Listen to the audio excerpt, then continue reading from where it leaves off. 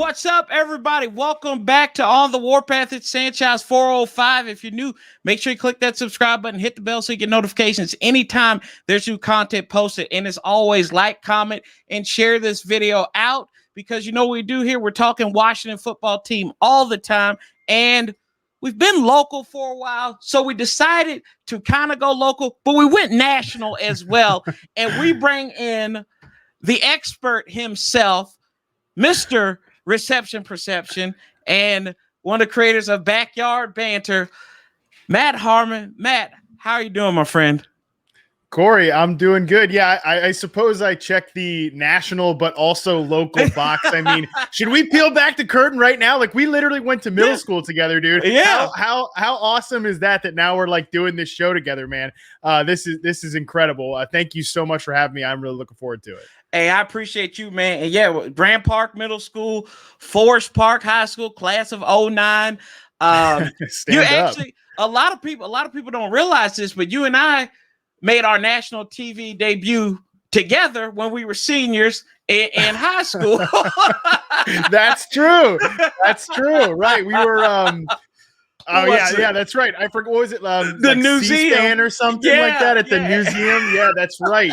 I mean, what an electric time that was. Little did we know, we'd be doing YouTube one day, right, which is exactly. obviously.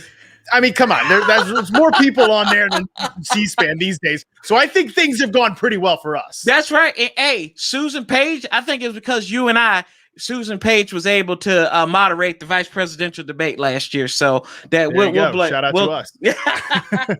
But Matt, what you have done is some of the most fascinating work I've seen, and your specialty is wide receivers. And talk about your methodology with reception perception. What do you do? How much tape do you look at when you go into like breaking down these wide receivers? Just dive in and talk to me about that. Yeah, it's an absurd amount of tape, Corey. And I mean, you know this probably better than literally anybody I've ever talked to before. Mm-hmm. I am a literal nobody, right? Like I was not some person that played in the NFL, obviously. I mean, I did not play in the NFL, I had no connections to media outside of our C-SPAN days, man. So I did not have any way into the industry other than I thought to try to become the guy in something.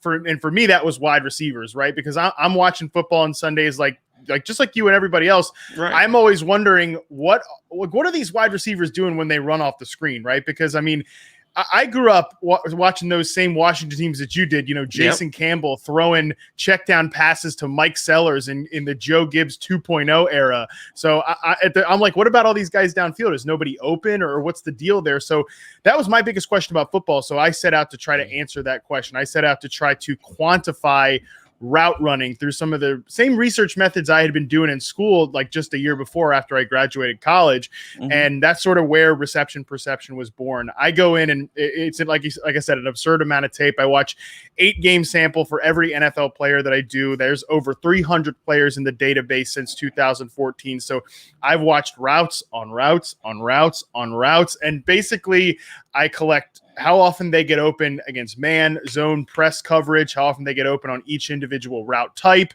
So I'm trying to, as much as possible, isolate wide receiver performance from the quarterback play and surrounding variables, because we know so much has to go right for a wide receiver to even catch one pass, right? Because we know the quarterback's got to be accurate, but there's so much more that goes into it than just that. So I think reception perception is the only tool on the market that is able to truly isolate a wide receiver from his surrounding variables. And I think we can learn a lot about players trying to go through that method. Yeah, and if you go on Matt's website, he has a preview. He'll give you a tease, and also on his YouTube channel as well, they cut up segments as well, just looking into it. And I think the importance of having a quarterback is key, but the guy that I'm going to dive into, and the guy that you've given a lot of praise to, is none other than number 17 here in Burgundy and Gold. And is there anything this cat cannot do as far as running a route in Terry McLaurin? No, I don't think so. I think he is the next superstar that the national football audience does not really know yet. I think he is going to take that jump now that he has Ryan Fitzpatrick, who I'm a big fan of. I think he's like a capable starting quarterback. Certainly is going to pull the trigger more than a guy like Alex Smith. Certainly is going to get the ball downfield more accurately than a guy like Dwayne Haskins. You know, some of the players that McLaurin has played with so far. I kind of hearken it back to the same situation that Allen Robinson went through early in his career and really has not gotten out of that, like stuck in the mud. And when it comes to like playing with bad quarterbacks, it looks like Terry McLaurin's at least about to get out of there with Ryan Fitzpatrick in a way. And I think the rest of the national media audience, the rest of the national audience in general, is going to catch up to the fact that this guy gets open better than almost anybody else. I mean, last year he was number 5 in my main success rate versus man coverage metric. He was unbelievable at getting open, 97th percentile in series history. And that was stacked on top of a rookie year that I think prior to Justin Jefferson coming in here, I think it was the second best season outside of Odell Beckham in 2014. That's as far back as reception perception goes, is the 2014 season. So I think he had probably the third best rookie season in that era behind Beckham and Jefferson. I think he is right up there sort of on that line. I actually would probably compare him to a guy like Stephon Diggs, another elite separator that gets open at all levels, can get off press, can get open versus man. I really do think we're about to see him, as a route runner be fully unleashed, but also the reason that I would kind of compare him to that Diggs Beckham sort of archetype of wide receivers is I think he's unbelievable at the catch point. He can really get up there, despite the fact that he's not like 6'4" or something like that. He can get up there and win a contested pass. So I'm really sky high on this guy. I think he's going to be unbelievable this year. He's already a great young player, but again, I think the rest of the world is going to kind of catch up to that because the stats and the numbers will be there next. Yeah, and I think it's impressive what he's done with, I think to this point, it's like 6 different quarterbacks that he's played with. Last year, it was definitely 4, and then you had 3 the previous year. So I think it's been really impressive what he's done. McLaurin has done to this point, and take me back to 2009. Was this guy even on I don't think he was on a lot of people's radars because the draft gurus were saying, hey, this guy's going to be a pretty good gunner on a punt team to start out. And it was just like, oh, Jay Gruden's like, we're not going to play this guy. And then week 1, Philadelphia, this is what you missed. Yeah, I think that's the thing too, is there's a couple of things that are going on there in terms of why he kind of slipped under the radar. Number one, we've seen guys that come out of Ohio State consistently be underrated because of the way that Urban Meyer played football there for a long time. They had running quarterbacks. They spread the ball out a ton. I mean, people, Corey, legitimately called Michael Thomas, a guy who owns an NFL record. They called him the bad Michael Thomas that year because there was another sleeper named Mike Thomas, who is actually a special teams gunner now, by the way. He's in the league actually playing special teams. People thought that guy, I mean, not that it was a legitimate comparison, but Thomas was so underrated that year because his stats were depressed at Ohio State. I think Terry McLaurin, same sort of thing there. So that was one part of it, but also these guys that are just technicians, Terry McLaurin's not the flashiest size, speed athlete out there. He's just a dedicated technician. Same with Stephon Diggs, another guy that went on the 3rd day of the NFL draft because his primary specialty is technique. It's running routes. It's the craft and the art of the position. I think sometimes those guys do get overlooked when you're talking about the draft industrial complex, and McLaurin was definitely one of those. But, sometimes then you get just like you said, you get those guys out on the field week 1 of their rookie seasons. It's like, oh, well, this guy, despite the fact that he's a rookie, he already knows how to win and get open at the NFL level. I think reception perception showed you that coming out of his rookie year. And again, just coming into this year, it's really just, wow, he is at that superstar level of player, just ready to be fully unleashed. And I'll tap another receiver this year, a rookie receiver coming out who a lot of people are high on, De'Ami Brown out of UNC. The kid averages 20 yards per reception down there with the Tar Heels last year. Talk a little bit about what we can expect as Washington fans looking at this cat. Yeah, De'Ami Brown, he has a profile up on receptionperception.com as well coming into the NFL. I think he's interesting for a couple of different reasons. He's one of these guys that only lined up on one side of the field and had a very limited assignment in college. But the one thing that he did really well was get vertical. Like you said, big yards after the catch. That's backed up in his reception perception chart. He definitely knows how to get down the field. I think he was a really good pick where they took him. And I think it also shows the identity that this current Washington staff is committed to. You know, we think of Ron Rivera. Obviously, I follow the Panthers pretty heavily as well. Have family down there in North Carolina. So, yeah, there you go, right? Like, we think of him as exactly that, like a culture guy, you know. And I think he's done that. I think he's done a really good job coming in there and sort of changing the tempo of that building. But we think of him as just old school defensive coach, and he definitely has those roots. But I think the longer, and this is a credit to Rivera, who has been generally a pretty flexible coach. I think the last couple of years, he's really sort of just started to let things go to Scott Turner. You know, they make him the offensive coordinator midway through that season a couple of years ago in Carolina. And I think that what people don't know is like they play pretty fast. Like they run with a pretty fast tempo. They get the ball going in terms of the passing offense pretty well. They just needed a quarterback to do it. Now they've got the guys in the passing game, because we talked about, you know, Terry McLaurin, how great he is. Man, outside of the pride of Lynchburg, Virginia, Logan Thomas there at tight end, they had like nothing else going on in the wide receiver room. Now they've got De'Ami Brown as a rookie, potentially making an impact this year as a vertical guy that I think can be pretty good. They've got my guy Curtis Samuel, who I absolutely love. They've got Terry McLaurin, who I'm super high on as well. They've suddenly got a lot of players in this passing game to kind of fully unleash these guys this year. You know, and it's interesting, which you kind of talk about them playing fast, and you have the PPR MVP as a backup and JD McKissick, and then you have Antonio Gibson. And this guy, I think this kid can take the next leap this year. He's a dual threat. Kind of, he reminds you a little bit of McCaffrey down there in Carolina. What do you see if the toe injury can work itself out and he's good? What do you see out of Antonio Gibson?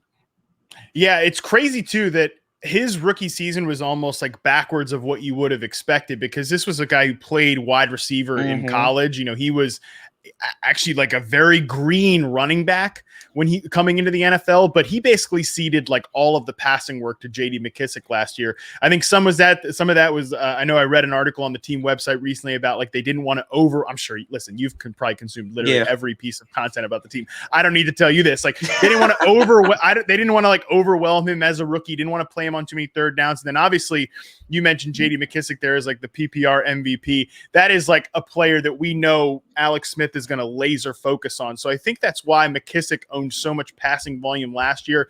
If Gibson could take some of that work, I mean, if we're talking like in your fantasy draft, like if you take a running back in round 1 and you come on the board in round 2 and Gibson's still there, I'm so excited to take him in that range. I think he can really take that rocket ship, because despite the fact that he didn't have much passing game work last year, I thought he was awesome as a runner, like especially down there and like really bullying guys around, like being sort of, you know, remember when David Johnson came into the league a few years ago and he was a guy that played a similar sort of situation, like played some wide receiver, and I think it was like Northern Iowa or somewhere that he went, like some tiny little nowhere school, sort of like Memphis, right? Like came in from a smaller school environment, had that wide receiver background, but as soon as he figured out the rushing game part of it, there was no stopping David Johnson, to the point that he was like the guy outside of Todd Gurley. I think it was in that 2015 season.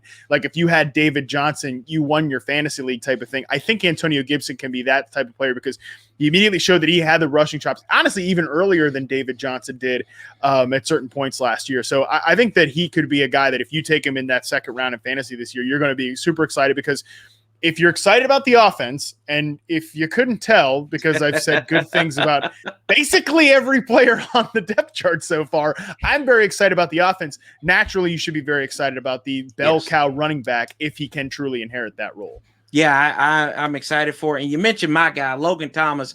I was high on this guy last year because of the coach, Pete Hainer. And you know Pete Hainer from Carolina, I mean, he resurrected Greg Olson's career. And he looks like he's establishing a career, helping Logan Thomas reach that level as well. And let's be honest, you don't want to draft Washington tight end anywhere, because I think last year it was 3 receptions for 18 yards amongst the backups last year, and it was Logan Thomas. So Terrible. But I did reach out to a couple of people on Twitter, and they had some questions for you. I didn't give your name out just yet because I wanted to be a surprise. And how many? So this one's easy. This is from my boy Manny, and he says, "How many wide receivers this year with 100 or more catches? What are you thinking?" Oh man, that's a great question. Usually it's only like about 4 or 5, something like that. But I think Diggs could get back there again. Tyreek's never going to be a huge reception guy because he's going to make the plays downfield. We know that. Like Kelsey is the 100 reception guy in that offense. So I think we can count on Diggs. I think Adams could get there if Aaron Rodgers plays. And honestly, I wouldn't rule out somebody like a Michael Thomas getting back there again, depending on how that offense goes. Because I think that a lot of people, we talked about him being underrated coming into the NFL. I actually think people are kind of discounting him unfairly this year as well because Drew Brees is gone, and everybody calls him Slant Boy, which, by the way, objectively hilarious nickname. Corey, you and I were teenagers together. You know how it goes in terms of you've got somebody a good nickname when they hate the nickname. Yeah. You can clearly tell that bothers Michael Thomas. So therefore, objectively, it is a good nickname, but it's not reflective of his game. I think if you go to receptionperception.com and you look at Michael Thomas's route chart there, you can see that he can win at all levels.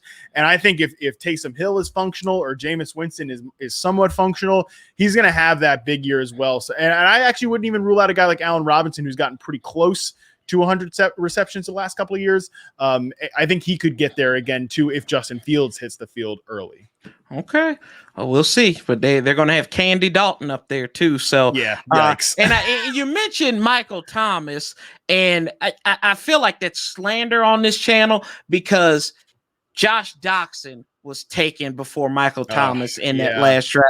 So it is slander. We don't like to bring that up because it reminds me of the regime of previous years gone by. Washington Football News asked me, do you ever build multiple projections for a team based on if they make a scheme change? And this is a 2-part question. How does a focus on versatility impact the Washington football team? Possibly even, I think I hear Charlie in the background there, in the spot amongst top 3 wide receivers. Now that's a low, that's a mouthful right there. So I'll let you break that down. Yeah, I think the thing with building projections is you have to take a couple of different things into account, which is, like you said, scheme is important as well, coaching philosophy and everything. But the way I like to look at projections is sort of kind of trying to find the middle, like the median of the range of outcomes here, especially when you're building team level projections. Like you want to go in and sort of basically build out for Washington, let's take that for an example. Like you can use the skeleton of what they were as an offense last year from their pace of play, from their play volume, which was, again, I think people don't realize how very production friendly, fantasy friendly their offense is set up based on pace of play and how often they throw the ball, everything like that.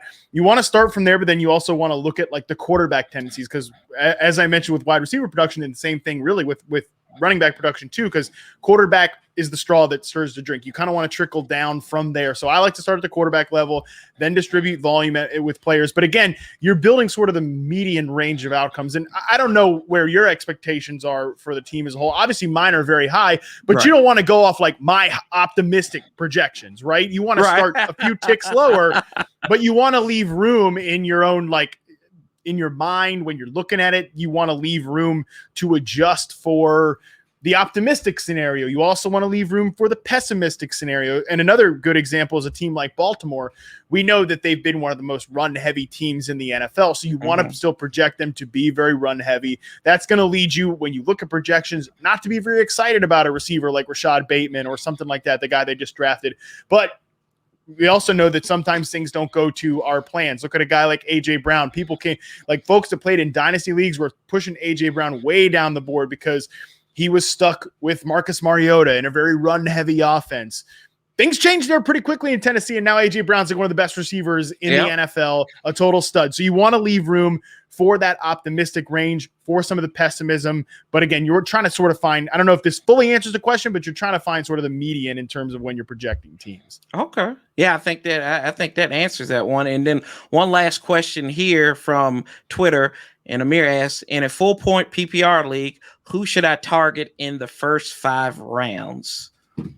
I mean, the first 5 rounds. That's a lot. That's a lot of rounds. Give us. I guess let's boil that down a little bit. I guess maybe what are you looking at? Maybe in the first 2 rounds. Where is Matt going to focus his energy at in the first 2 rounds?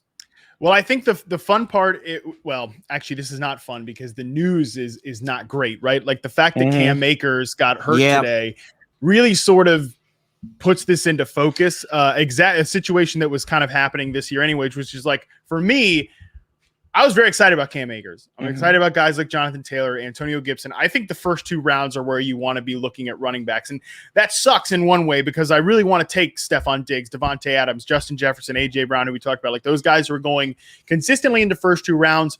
At the same time, though, the depth at the wide receiver position is unbelievable. I mean, I would challenge anyone out there watching, go and try to rank like your top 10 receivers in the NFL right now.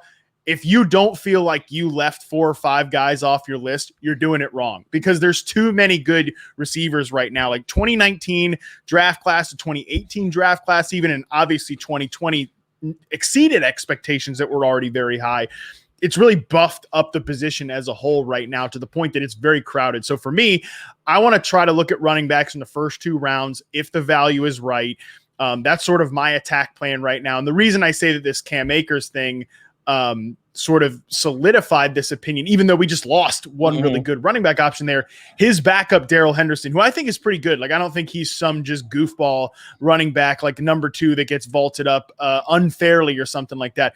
I think he's shown at different points last year that he can play. We know the Rams rushing ecosystem is very good. They were a top 5 rushing success rate team last year. He immediately got up to like my 20th running back spot ahead of guys like Mike Davis, Myles Gaskin, Kareem Hunt, these players that I want like no part of. And they're all going in sort of that late 4, early round 5, even early round 6 range. That's the area where I want to be hammering wide receivers. So my advice to people is try as hard as possible without reaching, overstretching yourself. Hammer running backs in rounds 1, 2, or 3, and then come back for your wide receivers and just start picking off these guys that are just they're there for the taking. You know, Terry McLaurin's probably at the very end, like start of that tier. Maybe he might be like a round 3, late round 3, early round 4 selection, depending on your league. But like, again, from there on is sort of where I want to be taking wide receivers, not running backs in drafts. I want to get that position done early. Okay, we'll get it done early, get it done quick there. And Matt, before we wrap up here, and it's been great, I'm going to take you back to 2019, and this was your direct quote: "A snowball rolling through hell, no chance." That was said about Jay Gruden's 2019 Washington Redskins at the time. I'll say it on here, and this was part of your love series to find your lifelong fan for That's 2019. Right. So this year, I'm going to make my pitch. Can the Washington football team be Matt Harmon's lifelong team for 2021? Can we make it happen? You see the sign right back up there, right? I saw it. I saw it on one of your videos. I was like, I'm asking the question. Listen, I asked it like as soon as they signed Ryan Fitzpatrick and Curtis Samuel. I put that sign up there, and clearly I've been too busy or too lazy, depending on how you want to interpret it there, to change the sign since then. But the question still stands, as you mentioned. And like, just think about it, Corey. Think about the team in 2019. Other than the fact that they had this great sleeper receiver in Terry McLaurin, what was worth getting excited about? What it was not a fun watch. Getting fired. Yeah, like it was like, when is that going to happen? When is his clear disdain for the rookie quarterback they brought in? When is this powder keg going to burst? the number one requirement for me when picking a team in terms of like to basically bandwagon, right? That's what this is. Let's be honest. The basic requirement is like they have to be fun to watch. They have to be worth rooting for. And nothing back in 2019, checking either one of those boxes. Now they've got the best vibes guy in the NFL and Ryan Fitzpatrick, my good pal Ryan Fitzpatrick. They've got Curtis Samuel, all these guys worth rooting for that will be fun to watch. Not to mention, we haven't even talked about, they might have one of the 4 or 5 best defenses in the NFL. Yes. They've got a great coach in Ron Rivera. Yeah, they're going to be up there. If I do the exercise once again, which may or may not happen, after they canceled my show last year, I decided in protest not to do the exercise. But if I was going to bandwagon a team, why not go back to the hometown state of Virginia and sort of the area. I've got the Sandbridge, Virginia Beach. Like, we're almost back. We're almost back, baby. Come on, man. Come on. We almost got you. We got you. Don't get soft on us over there on the West Coast, Matt. But never. Hey, you just need to drop that question mark. You just got to drop that question mark, put a period right there or put an exclamation point, and it will be drop the question mark, switch the I and the am. Yes. So I am. Yes, indeedy. And we're going to get you an On the Warpath t-shirt too, so you can wear it once you announce it. You can have it on there. But there we go. I will remember this, and I'm going to share a story with you, and it's hilarious. And I'm going to conjure one of our old friends, Andrew Zetz. And just saw Andrew. Yeah, I hope he's doing well. And he was when you reminded me of Jason Campbell, I could not. Todd Yoder came to my head. Oh, Todd Yoder, shout out. That was Andrew's boy. And I was like, I said, I would look at Zetz all the time. I'd be like, Zetz, I said, come on now, bro. I said, really, Todd Yoder? And then I think he caught that touchdown on that Thursday night against his Chicago. One ever. Yeah. His one ever. Yeah, probably. Y'all need to start counting blocks and everything and pancakes for tight ends who don't make it, just to help out Washington, because that's the only thing our tight ends did last year. But Matt, this has been a blast, my friend. I appreciate you coming on here, taking time out of your busy schedule, and congratulations on you and your engagement as well too. Appreciate it. And all the things that you do. This guy's the most famous person that's graduated from Forest Park. Next to I don't know about that. Oh gosh, next to Allie Krieger. And, I would say she's a bit of a tier above me.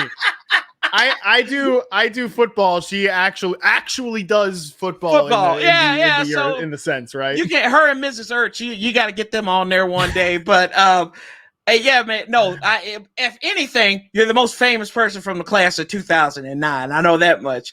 Well, that I'll take. There you go. So, Abe, I appreciate you. Y'all check him out on YouTube. Not YouTube. Whoa, Yahoo Sports, and got my brain farts there. Any projects you'd like to let us know about, or anything on the horizon? Yeah, no, I mean, mostly right now, I'm just trying to hope folks sign up for receptionperception.com to get some of this information, really dive deep on all the guys we talked about today. That'd be great. I would appreciate that. On Yahoo, yeah, we've got the fantasy podcast working up right now. We're going to be doing a ton of stuff with draft season coming up. It's time, man.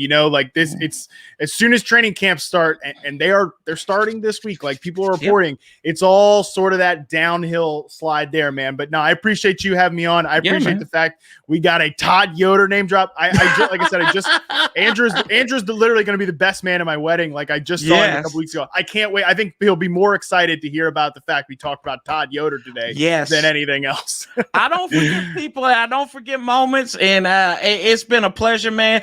But for Matt Harmon, it's Sanchez 405, y'all. Don't forget to keep that same energy. Slap a table once in a while will outlast the bastards. Love, peace, and hail. And I'll talk to y'all next time. We are out.